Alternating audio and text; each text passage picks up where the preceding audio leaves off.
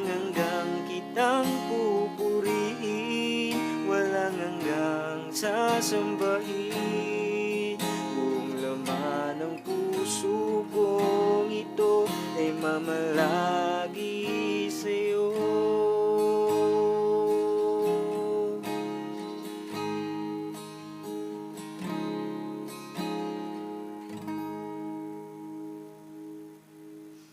Kumusta mga katupa? Isang panibagong tutorial na naman ang inyong nakikita. Alright, in this video mga katupa ay gagawan ko ng remake tutorial, yung kantang Walang Hanggang Sasambahin. May ginawa ako nitong tutorial matagal na. At then gusto ko siyang gawan ng updated or remake na tutorial kasi medyo dati nga baguhan pa tayo sa pagtuturo or sa pagbablog. So, huwag na natin patagalin pa ito mga katupa. Tayo magsimula na.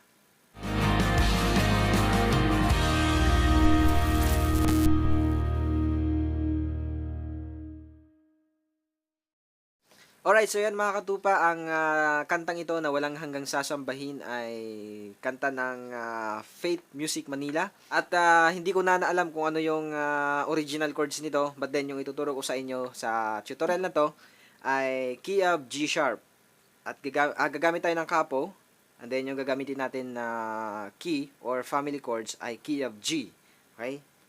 Kagaya ng napanood nyo kanina sa unahan ng video na to. Since ito yung medyo abot na rin ng boses ko at medyo nagsasuffer pa naman ng kaunti pero kaya naman sa tulong ng Lord. So, pagbasensya na rin kasi hanggang ngayon inuubo pa rin ako pero pagaling na talaga.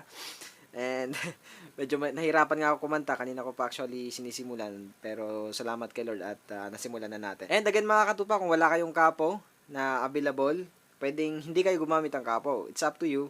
Pero syempre, ibabagay nyo yung boses nyo dun sa magiging chords or yung tunog ng gitara kapag walang kapo. And kapag may kapo naman kayo, at kung sa tingin nyo mataas or mababa tong ituturo ko sa inyo, kayo na bahala mag-adjust. Pwede nyo adjust yung kapo sa ibang frets. Okay? And pwede rin kayo mag-transpose kung sa tingin nyo hindi nyo talaga kaya or hindi nyo abot yung ituturo ko sa inyo.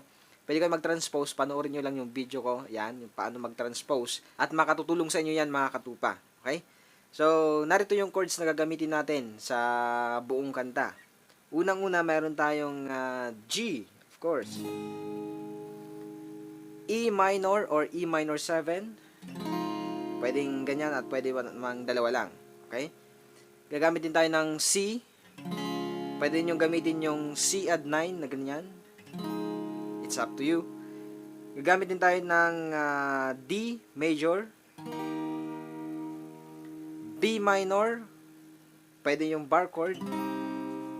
Gagamit din tayo ng A major. Yan. And last one, A minor. Alright, pagdating naman sa ating strumming pattern. So, yung ibibigay ko sa inyo dito ay guide nyo lang. Then, kapag gusto nyo naman na mag-improvise ng sarili ninyong strumming pattern, it's up to you. Okay? So, yung ating pattern, down, up, down, down, up. Okay? Ulit natin. Down, up, down, down, up.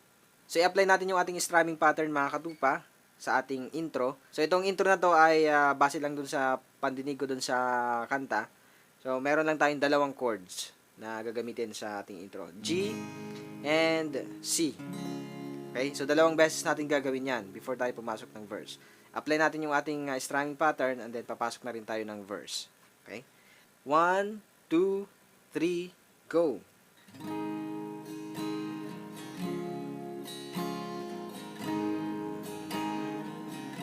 Verse. Nais kong ika'y maranasan, pagkilos mo'y aking inaasam, pagkat sa'yo ko lang natagpuan ang tunay na kagalakan. Stop muna tayo dyan. So, napansin nyo dun sa pagkilos mo'y aking inaasam, sa C at D, naging tigi-isang down na lang yung strumming nila dun. So, kilos mo'y aking inaasam. Yan, tapos continue na sa G. Okay? At pagdating dun sa next na linya, sa nais kong ika'y maranasan, tibok ng puso ko, ikaw lamang, ganun din yung pattern niya. Walang magbabago dun. At ganun din yung chords. So, i-repeat lang natin yung ginawa natin sa pinakaunang part ng ating verse, then sa next na linya. So, mag-end muna tayo dun sa tunay na kagalakan. Kagalakan. Stay muna sa D.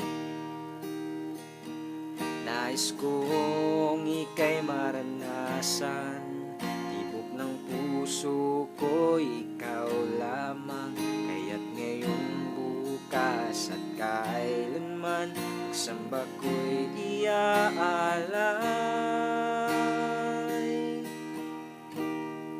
Okay, stop muna tayo dyan sa ating verse. Then, bago tayo pumasok ng chorus, baka pwede mo naman i-like yung video na to mga katupa para naman ma-recommend ng YouTube yung video na to sa ibang nangangailangan ng tutorial na to doon sa ating mga ibang katupa na nawawala. And kung gusto mo naman na maabangan yung mga susunod kong tutorials kagaya nito, pipindutin mo lang yung subscribe button na nasa baba. Ayan, pati yung bell notification at yung all para siguradong updated ka sa bawat upload ko. Okay? So maraming salamat. Proceed tayo sa ating chorus. Pagsamba ko'y iaalay, walang hanggang kitang pupurihin, walang hanggang sasambahin. Buong laman ng puso kong ito ay mamalagi sa'yo. Walang hanggang, repeat lang, walang hanggang sasambahin.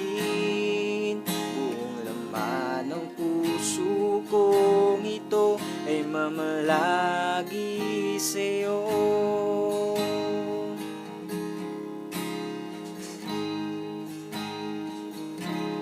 Okay, stop muna tayo.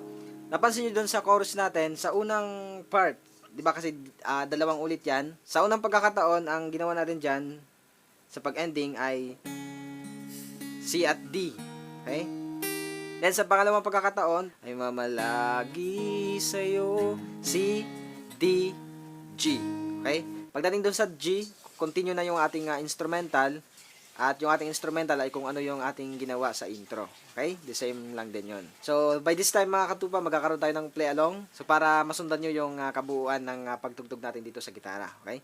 So, again, I encourage you na habang inaawit natin itong mga katupa sa ating play along. At kapag natutunan nyo na yung kantang ito, damahin natin yung mensahe ng awiting ito kasi sobrang ganda. So, wag tayong magsawa na sambahin si Lord. Wag nating lalagyan ng limitasyon yung ating pagsamba sa Panginoon. Okay? Okay, start tayo sa ating play along mga katupa. In 5, 4, 3, 2, 1.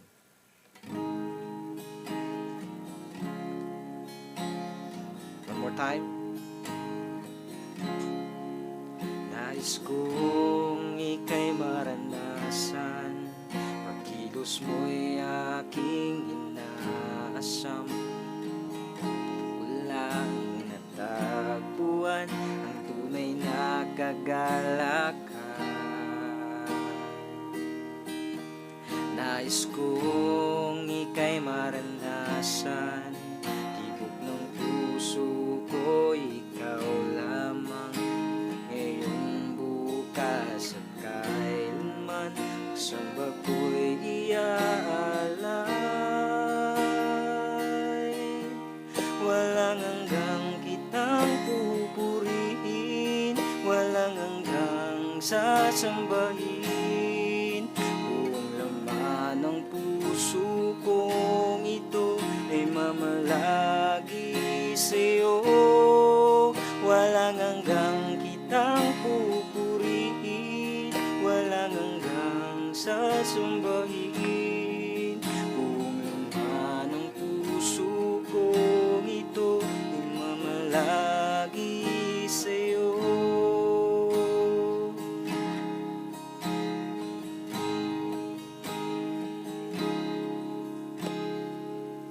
Okay, so kayo nang bahala dyan kung ilang beses ninyo gagawin yung bawat part.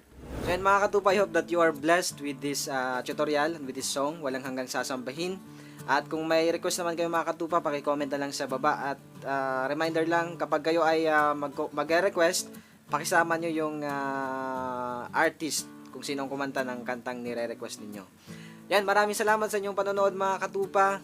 Jesus loves you, and all the glory belongs to God.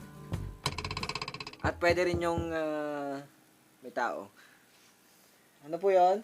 Dito po ba si Ma'am Day na Dalacheka? Doon po sa kabila, sa may ano po. Then, pagdating naman, ano ba to naman, ubo na to hadlang talaga. Dalawang beses natin gagawin yung, pakidahan-dahan naman yung kilos niya. 2, 1. Lang, may lamok. So, start tayo sa ating play along mga katupa. In 5, 4, pakitahimik naman please.